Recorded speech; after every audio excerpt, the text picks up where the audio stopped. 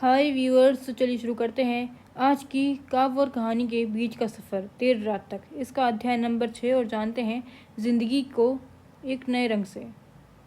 जाने दो से, यह जानते हुए कि चले जाने से उभरी रिक्तता को भर पाना मुश्किल है। यह जानते हुए कि अभी अभी छोटा हाथ बिल्कुल खाली हो जाएगा। यह जानते हुए कि आसपास घटने वाली हर एक घटना उस तक ले जाएगी। यह जानते हुए कि हृदय सुन्न पड़ा रहेगा उसके चले जाने से। जिसे जाना है वो चला ही जाएगा। एक दिन कोई ना कोई पहले छोड़ देगा हाथ या छूट जाएगा। कहानी को लिखने के बस यही दो ढंग हैं। हम लंबे समय तक किसी बोझ को ढोने के इतने आदी हो जाते हैं कि खालीपन के डर से बोझ तक को उतारने से डरते हैं। ठीक वैसे ही हम रिश्तों का अंत स्वीकार नहीं कर पाते। बार बार लौटना चाहते हैं उस तक जिसे हमारी परवाह तक नहीं होती। हम उसके बेरुखेपन से दुखी भी होते हैं और उसके अपने जीवन में बने रहने की प्रार्थना भी करते हैं। हम जिन कहानियों के पात्र नहीं हैं उसका हिस्सा बने रहने की चाह हमें दुख और उदासी के अलावा कुछ नहीं देती। हम अकेलेपन से इतना डर जाते हैं कि हम फुटनोट का हिस्सा बनने को भी तैयार हो जाते हैं। पर नहीं, यह अपने साथ अन्याय है। आप इतने महत्वहीन नहीं कभी नहीं थे। यह स्वाभाविक है। रिश्तों का टूटना दुखदाई है। आप चाहते हैं कि सब बेहतर हो जाए। आप चाहते हैं कि एक बार फिर गले लग लें। आप चाहते हैं वो पुकार लें आपका नाम। पर कभी कभी कहानी अधूरी छूट जाती है। कभी कभी ड्राफ्ट गलत हो जाता है। जीवन में सभी मुलाकातें जीवन भर साथ बने रहने के लिए बाध्य नहीं हैं। सभी शुरुआत किसी अंत तक पहुँचे संभव नहीं। जीवन में किसी मोड़ पर मिला किसी का साथ जीवन के अंत तक साथ बना रहे, यह कोई नियम नहीं। कभी कभी हम किसी मोड़ पर मिले इंसान के साथ सिर्फ अगले मोड़ तक ही साथ चल सकते हैं, फिर विदा ले लेते हैं। बिहार से दिल्ली आने वाली गाड़ी में ज़रूरी नहीं कि हर यात्री आपके स्टेशन पर ही चढ़े और आनंद से बिहार तक उतरे। कभी कभी वह मुरादाबाद में चढ़ता है और गाजियाबाद उतर जाता है। तुम जितना दे सकते थे प्रेम में तुमने दे दिया। अब उसे उस प्रेम की चाह नहीं तो विदा लो। प्रेम कोई भीख नहीं है जिसे मांगा जाए। अक्सर हम नई दुनिया की तलाश में डरते हैं, अनजान का भय खाते हैं, झूठी क्रूरता ओढ़ते हैं, अपने बचाव में आसपास कांटे बिछा लेते हैं, क्योंकि फिर बार बार हमें बीते कड़वे दिन याद आते हैं। साथ छूटना याद आता है। किसी के चले जाते ही अंधेरे दिन याद आते हैं और अपने को बचाने का हर संभव प्रयास करते हैं और चूक जाते हैं जीवन से। फूल इस डर से खिलना छोड़ दे कि वे तोड़ दिए जाते हैं तो ये दुनिया कितनी बेरंग होती। एक नर्म दिल मिलना ईश्वरीय भेंट है। महज इसे क्रूर बना लेना बीते कल के जवाब में यह उचित नहीं। ऐसे में जीवन की कितनी कहानियाँ छूट जाएंगी, कितने रंग छूट जाएंगे और जीवन बौना रह जाएगा। नए के लिए पुराने को विदा लेना ही पड़ेगा। जो छूट गया उसका दुख जीवन भर रहता है। दुख ना भी रहे तो दुख के समान हिलती डुलती उसकी परछाई ज़रूर रहती है। उस दुख को ढकने के लिए नए दुख का जन्म ज़रूरी है और जीवन की सारी कवायदें पुराने दुख की स्मृति के लिए नए दुख को जन्मते के लिए बीज बोने भर हैं। इसलिए हम बार बार किसी संबंध में बंधते हैं और संबंध के टूटते ही फिर दुखी होते हैं। इसी के साथ ये अध्याय भी समाप्त होता है। तो चलिए अब शुरू करते हैं इसका अध्याय नंबर 7 और जानते हैं इस सवाल का जवाब कि क्या प्रेम की नियति दुख है। नहीं, पर प्रेम जीने का ढंग हर बार प्रेम की नियति में दुख में बदल देता है। फिर यह प्रश्न उठता है, प्रेम जीने का सही ढंग क्या है। प्रेम जीने का सही ढंग सिर्फ प्रेम करना है, क्योंकि हम सिर्फ देने में समर्थ हैं। हूबहू पाने की इच्छा में दुख ही दुख है। तो क्या जो प्रेम देता है, जिसको प्रेम दिया जाता है, उससे प्रेम पाने की अपेक्षा भी ना करें। जो मांगने पर मिल रहा है वह प्रेम नहीं है, वह कुछ और हो सकता है। प्रेम तो सबसे कीमती संपदा है। फिर जिसके पास प्रेम है वो दरिद्र कैसे हो सकता है। जो मांगे, मांगना दरिद्र की प्रवृत्ति है। प्रेम का सुख बिना मांगने में है। क्या पता हम जिससे मांग रहे हैं उसके पास देने के लिए प्रेम है ही नहीं, वो खाली है। वो कोशिश करेगा पर दे नहीं पाएगा। हाँ, तुम उसको अपने प्रेम से भर सकते हो और इतना भर दो कि वो एक रोज़ देने में समर्थ हो जाए। प्रेम ज़बरदस्ती ना दिया जा सकता है, ना लिया जा सकता है। हाँ, प्रेम की नदी बन सकते हैं।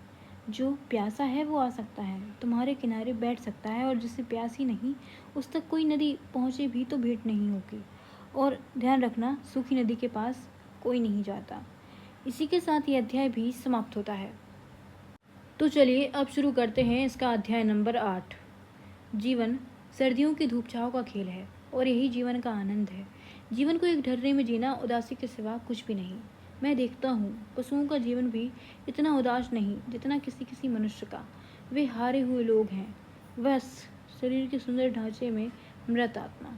उन्होंने कभी प्रेम नहीं किया, किसी स्पर्श का सुख नहीं भोगा, कोई सुंदर दृश्य नहीं देखा, किसी कला का आनंद नहीं लिया, कभी यात्राएं नहीं की। सारा जीवन गंभीर बने रहे। हंसना इंसान की प्रवृत्ति है। पशु को रोते हुए देख सकते हो, हंसते हुए नहीं। हम अपने जीवन में अगर इतना फर्क भी नहीं जी पाए तो व्यर्थ गवा दिया, और अफसोस के अलावा जीवन में कुछ भी नहीं रहता। जीवन के उन बृहत्तर आयामों को खोलने की चाबी सदा हमारे पास होती है। हम अफसोस में फिर समय गवाए, इससे बेहतर है तत्क्षण उठें और जीवन को जीना शुरू करें। कभी भी सब कुछ इतना भी खत्म नहीं होता कि शुरू ना किया जा सके। विनोद कुमार शुक्ल की एक कविता है, इस भरपूर जीवन में मृत्यु के ठीक पहले भी मैं एक नई कविता शुरू कर सकता हूँ। मृत्यु के बहुत पहले की कविता की तरह, जीवन की अपनी पहली कविता की तरह। इसी के साथ ये अध्याय भी समाप्त होता है। तो चलिए अब शुरू करते हैं इसका अध्याय नंबर 9 और जानते हैं कि कला जीवन को बारीकी से देखने में किस तरह मदद करती है। तो चलिए शुरू करते हैं ये अध्याय। कला जीवन को बारीकी से देखने में मदद करती है, या यह भी कह सकते हैं कि जीवन को जब हम बारीकी से देखना शुरू करते हैं तो कला का जन्म होता है। जैसे घास के रंगों में सिर्फ हरापन नहीं है, यह बात एक चित्रकार ही जानता है। वह सूखे जर्द घास को भी अपने चित्र में उकेरेगा। वह दो हरे रंगों के बीच में भेद कर सकता है। ये आँखें उसे आम आँखों से अलग करती हैं। जैसे कवियों के लिए चांद रोटी भी है, प्रेमिका का चेहरा भी है, सूत काटने का चरखा भी है, उदासी और अकेलेपन का पर्याय भी है। किसी धुन में यंत्र की आवाज़ भर नहीं है, कई परतों में वहाँ इमोशंस हैं।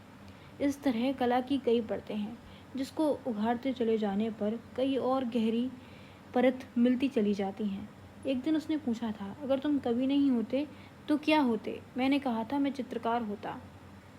मुझे आर्ट गैलरी की मॉडर्न पेंटिंग्स पसंद आती थी। मैं घंटों बैठकर उनके कई मतलब निकालता। मुझे किसी भी चीज़ों को सामान्य रूप से देखने में कोई रुचि नहीं है। आप अगर मेरे हथेली पर राख रखेंगे तो मैं टटोल कर उसकी नमी को महसूस करूँगा, उसकी कोमलता को, फिर उसके कई रंगों को। फिर वह कागज़ की राख है या लकड़ी की, इसको जानने की कोशिश करूँगा। यह जीवन जीने में कठिनाई भी पैदा करता है, पर यह नियति है। मेरे अंदर यह जन्म चुका है। मैं इसकी हत्या करने में अक्षम हूँ। मुझे माफ़ करें। इसी के साथ ये अध्याय भी समाप्त होता है। अब सुनते हैं इसका अध्याय नंबर 10। कई बार हम वहाँ से लौट आते हैं जहाँ क्षण पहले पहुँचे हों। कई बार बारिश देखने छत पर भागे आए ही हों और उसी वक्त बादलों से धूप झांकने लगती है। कई बार वो बिल्कुल ठीक हो गया कि खुशी अभी चेहरे पर आई रहती है, कि फ़ोन की घंटी बजती है कि वो नहीं रहे। कई बार किसी का साथ उसी वक्त छूट जाता है जहाँ हथेलियों का स्पर्श अब होने ही वाला था। कई बार मन कहने ही वाला था कि मुझे तुमसे सचमुच प्रेम है, कि उसने उसी वक्त कह दिया कि उसे इन दिनों किसी और से प्रेम हो गया है। और आप लौटते हैं उदासी लिए जहाँ अभी अभी पहुँचे थे। आप लौटते हैं छत की सीढ़ियों से बिना बारिश में भीगे। आप रख देते हैं फ़ोन का रिसीवर उदासी से भरकर। आप खींच लेते हैं हथेली अपनी और आप उदासी छिपाते हुए वहाँ से उठकर जाने लगते हैं, खुद को उसके प्रेम के ख्यालों में छोड़कर। आप डरने लगते हैं हर बार, और हर बार शुभ से पहले अशुभ के घट जाने के भय से कांपने लगते हैं।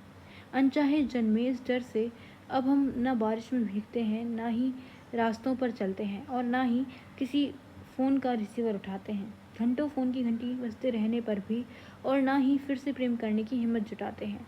फिर एक रोज़ अचानक कोई पास आ बैठता है, थोड़ी देर और उठकर चला जाता है। आखिरकार इस इंतज़ार में कि आप कहें कि क्या और थोड़ी देर रुकना नहीं हो सकेगा, पर आप कुछ भी नहीं कह पाते। इस आखिरी शाम को शाम बन जाने के डर से, शुभ अशुभ के घट जाने के डर से, फिर से खो देने की डर से, चाह में आप पाते हैं आपका डर उसी सच में बदल गया है। फिर एक बार आप उसी पत्थर पर बैठे हैं। अगली शाम और कोई नहीं लौटता। उस रोज़ फिर एक बार और कभी नहीं लौटता। फिर वही अफसोस घेरा बनाने लगता है और हम खुद से निर्मित अपनी नियति के चक्रव्यूह में फंसते चले जाते हैं। इसी के साथ ये अध्याय भी समाप्त होता है। तो चलिए अब सुनते हैं इसका अध्याय नंबर 11। अगर तुम्हें जीवन के किसी क्षण में लगे कि तुमने सब कुछ खो दिया, अब कुछ भी नहीं बचा, तो ख्याल करना चांद अब भी किसी अंधेरी रात में चमक रहा है तुम्हारे लिए। जिसका सौंदर्य कल तक तुम्हारे लिए अनूठा था, वह आज भी आसमान में आया है, ताकि निहार सको तुम अब भी ठीक कल की तरह। भोर का सूरज अब भी निकल रहा है किन्हीं दो पहाड़ों के बीच में। उसकी लालिमा ठीक वैसी ही है जो तुम्हारे चेहरे को छू लिया करती थी भोर में। ये हवाएं अब भी उन सुगंधों को समेटे हुए हैं जिसे तुम आंख बंद कर जोर की सांसों से भर लेते थे अपनी छाती में। ये बारिश अब भी ठीक वैसी ही धुन के साथ नाच रही है। रेडियो का मीटर अब भी सुना जा रहा है। मनपसंद गानों की फरमाइश अब भी किताबों के चुटकुले तुम्हारे हंसने के इंतज़ार में है। अब भी किसी शांत सड़क के कोने में चाय की दुकान पर कुल्हड़ की सौंधी चाय को होठों से छुआ जा सकता है। अब भी कर सकते हो शिकायत इलायची और अदरक ज़्यादा डालने की उस दुकानदार से। अब भी सुन सकते हो प्लेलिस्ट से मनपसंद गाने। अब भी ईयरफोन के उलझते तार को सुलझाते हुए दे सकते हो मीठी गाली। वे सारी किताबें अब भी इंतज़ार में हैं, साथ ले जाने को एक अलग संसार में, जिन्हें पिछले बुक फेयर में ख़रीदा था तुमने। अब भी इस सर्दी में पहन सकते हो गर्म कपड़े जिसे घंटों लाकर चुना था तुमने। अब भी उन जूतों को पहन निकल सकते हो बाजार में, पी सकते हो एक नई सिगरेट, उसका स्वाद अब भी कड़वा नहीं हुआ है। अब भी लिख सकते हो नई कहानी, सादे पन्ने इंतज़ार में हैं, डायरी अब भी भरी नहीं है। इसी के साथ ये अध्याय भी समाप्त होता है।